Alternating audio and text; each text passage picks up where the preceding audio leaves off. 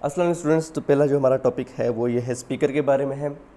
तो स्पीकर के बारे में ज़्यादा बात नहीं करूँगा, आसान सी चीज़ है, आप सब लोग इससे आगाह हैं।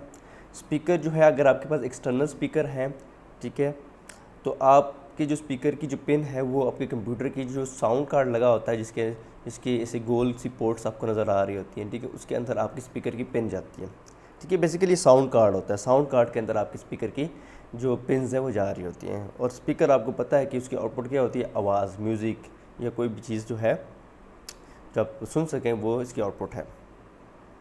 उसके बाद दूसरी जो टॉपिक हमारा है वो मेमोरी के बारे में है। मेमोरी दो टाइप्स की हैं, एक रैम है और दूसरी क्या है, रोम है, ठीक है। रैम और रोम दोनों मेमोरीज हैं, लेकिन फ़र्क है।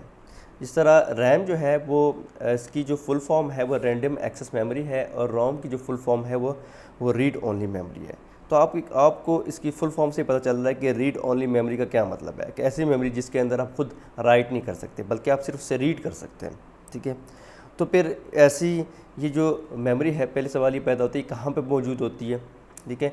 तो ये जो रोम है और ये रैम जो है ये मदरबोर्ड के ऊपर जो है लगी होती हैं, ठीक है। रोम भी मदरबोर्ड के ऊपर होती है और रैम तो आपको पता ही, वो तो वैसे भी मदरबोर्ड के ऊपर होती है, वी ऑल नो दैट। दोनों मदरबोर्ड पे लोकेट करती हैं। और जो रोम है उसकी फिर जब आप ये सिर्फ रीड ओनली मेमोरी, हम इसमें ना राइट कर सकते हैं, ठीक है।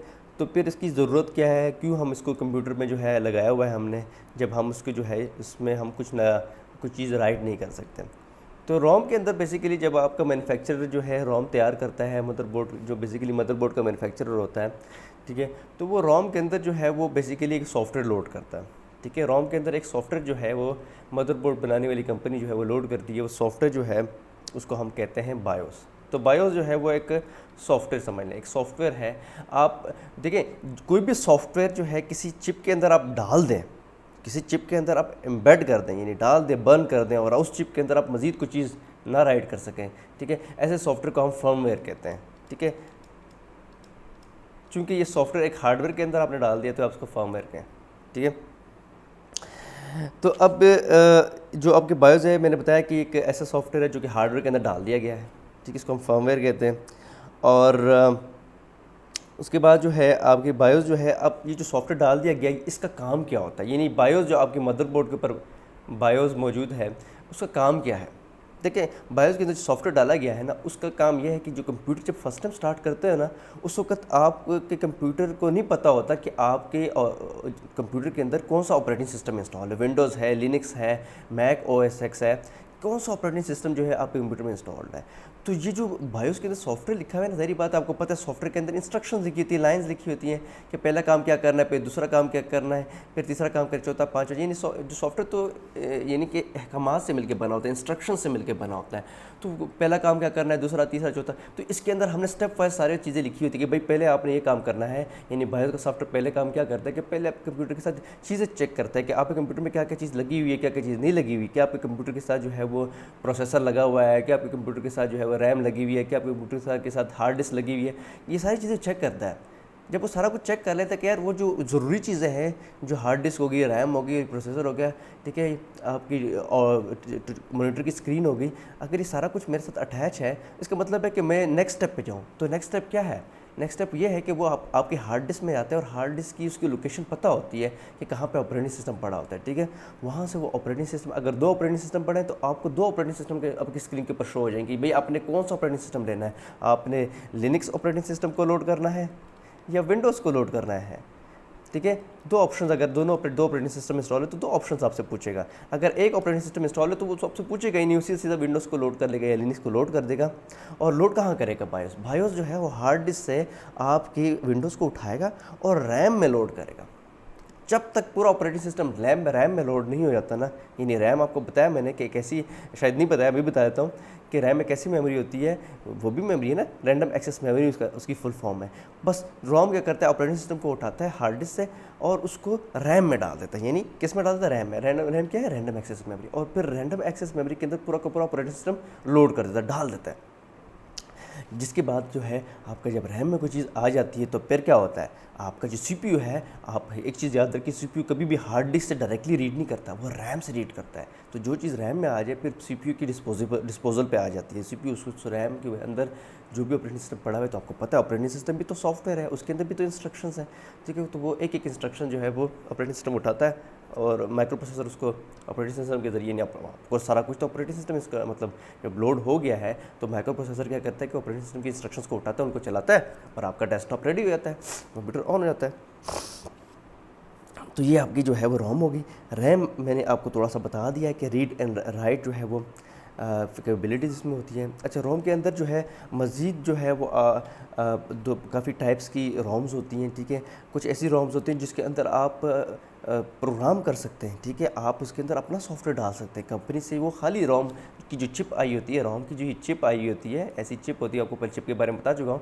ऐसी चिप आई होती है जिसके अंदर कोई इंस्ट्रक्शंस नहीं होती, कोई डाटा नहीं होती। तो आप एक चीज़ कहलाती है प्रोग्रामर, उसके अंदर उस चिप को डाल देते हैं और वहाँ प्रोग्राम कर लेते हैं, ठीक है। अपना सॉफ्टवेयर इस रोम के अंदर डाल सकते हैं और फिर उस रोम को यूज़ कर लें, ठीक है। तो प्रोग्रामेबल रोम जिसके अंदर आप खुद अपना सॉफ्टवेयर डाल सकते हैं। फिर एक ई प्रोम होती है। ई प्रोम का मतलब होता है कि erasable programmable read only memory, ठीक है। ये ई प्रोम भी जो है एक रोम होती है जिसके अंदर जो है वो आप कंपनी ने लेट सपोज डाटा डाला है और आप चाहते हैं कि डाटा को आप रिमूव कर दें, तो उसके अंदर उसके ऊपर एक ऐसी तरह शीशा टाइप लगा होता है। अगर आप उसको अल्ट्रा वायलेट रेज के इसके ऊपर डालें ना, तो उसके अंदर जो भी डाटा पड़ा होता है वो इरेज हो जाता है। और अल्ट्रा वायलेट रेज कहाँ से लाएंगे? आप सूरज की रोशनी में रख दें इसको, और सूरज की रोशनी में भी अल्ट्रा वायलेट रेज होती हैं, तो वो इससे प्रोग्राम को इरेज कर लेंगे। तो ये इरेजेबल प्रोग्रामेबल रोम जो है वो ऐसी होती है। तो इसका मतलब ये हुआ कि आप पुराना डाटा को इरेज कर लें अल्ट्रा वायलेट रेज से और अपना प्रोग्राम डाल दें इसके अंदर, ठीक है।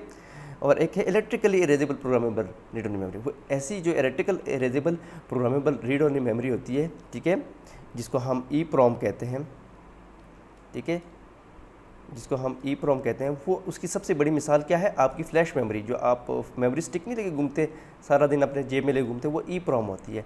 आप ऐसी रोम होती है जिसके अंदर आप डाटा जो है अपनी मर्ज़ी का डाल भी सकते हो और रिमूव भी कर सकते हैं। जिस तरह वो यूएसबी ड्राइव नहीं होती, इस तरह जो अपने कंप्यूटर में लगाते हैं, ये ई प्रोम होती है, ठीक है जी। सबसे मशहूर जो है वो है वो ई प्रोम होती है, ठीक है। तो डबल ई, ठीक है जी, डबल ई प्रोम होती है, ठीक है। ये डबल ई प्रोम है। ओके जी, यहाँ पे इसको टॉपिक को जो है रैम को बंद करते हैं। मैं अपना टाइम देख देता हूँ, मेरी वीडियो कितने मिनट की होगी है। तो वीडियो 7 मिनट की होगी, तो मेरे ख्याल में हम कैश को भी डिस्कस कर सकते हैं। होपफुली आपको जो है रोम का पता चल गया होगा। मेरे पास चूँकि टाइम की कमी है, मैं इतना डिटेल में भी फ़िलहाल नहीं जा सकता क्योंकि आपका कोर्स पीछे है, वरना मैं आपको मज़ीद जो है इसकी डेमोन्स्ट्रेशंस भी दिखा देता, इसकी पिक्चर्स भी दिखा देता, कौन सी चीज़ क्या है। लेकिन टाइम की जो है वो बहुत कमी है, आपका कोर्स बहुत पीछे है। अच्छा, उसके बाद कैश मेमोरी जो है, कैश मेमोरी जो है वो भी एक मेमोरी होती है, ठीक है। इस तरह रैम एक मेमोरी है ना, ठीक है, जिस तरह रोम एक मेमोरी है और रैम एक मेमोरी से कैश भी एक मेमोरी है। कैश जो है वो ज़्यादा कैश जो है बिल्कुल रैम की तरह होती है, ठीक है, रोम की तरह नहीं होती है। रोम में तो सिर्फ जो है वो सिर्फ आप क्या कर सकते हैं, उसे रीड कर सकते हैं। लेकिन आपने ये भी पढ़ा कि रोम कुछ ऐसी भी रोम्स है जिसके अंदर आप उसको इरेज करके खुद भी राइट कर सकते हैं प्रोग्रामर्स की मदद से। प्रोग्रामर्स एक ऐसे हार्डवेयर होता है, एक पीस ऑफ हार्डवेयर होता है जिसके अंदर आप चिप को लगाते हैं और वो चिप को प्रोग्राम कर लेता है। लेकिन जाहिर बात है प्रोग्रामर को यूएसबी से कंप्यूटर के साथ भी कनेक्ट करना पड़ता है और सॉफ्टवेयर जो डालना होता है कंप्यूटर से डालते हैं प्रोग्रामर में, और प्रोग्रामर जो है वो किस में डालता है? इस रोम की चिप में डाल देता है, ठीक है। और फिर रोम की चिप को भी यूज़ करें, मदरबोर्ड पर लगा दे, जो मर्जी करें। अच्छा, कैशे जो है वो रैम की तरह होती है, लेकिन रैम और कैशे में फ़र्क ये होता है कि कैशे जो है फास्ट होती है। कैशे ऐसे ट्रांजिस्टर से मिलकर बनती है जो कि फास्ट होते हैं, ठीक है, और वो ट्रांजिस्टर एक्सपेंसिव भी होते हैं, ठीक है। तो कैशे को बनाना जो है वो मैन्युफैक्चर करना जो है वो क्या है, वो एक्सपेंसिव है, ठीक है। इसलिए जो है कैशे की जो है रैम से के हिसाब से जो है वो क्या है, एक्सपेंसिव है, ठीक है। कि उसकी मैन्युफैक्चरिंग मुश्किल है क्योंकि कैशे को आपके जो माइक्रो प्रोसेसर होता है उसके अंदर कैशे को आप बनाते हैं। कैशे क्या होती है? रैम होती है, सॉरी मेमोरी होती है। ये मेमोरी माइक्रो प्रोसेसर के अंदर ये मेमोरी आप जब बनाते हैं तो ये बड़ा एक्सपेंसिव प्रोसेस होता है, ठीक है। तो इसलिए जो है वो कैशे जो है महंगी होती है और इसका साइज़ भी इसलिए छोटा होता है क्योंकि माइक्रो प्रोसेसर तो छोटे से साइज़ का होता है, उसके अंदर तो इतना बड़ी आप मेमोरी नहीं बना सकते। और जब बड़ी मेमोरी बनाएंगे तो उसमें ये होता है कि ज़्यादा मेमोरी के अंदर जो है वो ज़्यादा डेटा स्टोर होता है, और जब ज़्यादा डेटा स्टोर होगा तो फिर आप क्या होता है कि और जब ज़्यादा डेटा स्टोर होगा तो फिर आप रीड करने में उसमें ज़्यादा टाइम लगता है, ठीक है। तो फिर आपका जो है वो जो कैशे की जो खसूसियात, इसकी इंपॉर्टेंस इसी वजह से है कि इसकी छोटी साइज़ होता है। छोटी देखिए ना, अगर आपके पास एक बहुत बड़ी अलमारी है और उसमें बहुत सारी किताबें पड़ी हैं, बहुत सारी किताबें पड़ी हैं, तो उसमें कोई किताब अगर आपने ढूंढनी है तो उस पर बहुत टाइम लगेगा कोई किताब ढूंढने में। लेकिन आपके पास अगर आपके पास छोटा सा एक शेल्फ है जिसके अंदर 10 किताबें पड़ी हैं, उसके अंदर अगर आप एक किताब ढूंढेंगे तो बहुत जल्दी से ढूंढ लेंगे, क्योंकि किताबें कम है। ठीक है, मतलब अलमारी जो शेल्फ है वो छोटा सा है। इस तरह कैशे हम इसलिए छोटी रखते हैं तो कैशे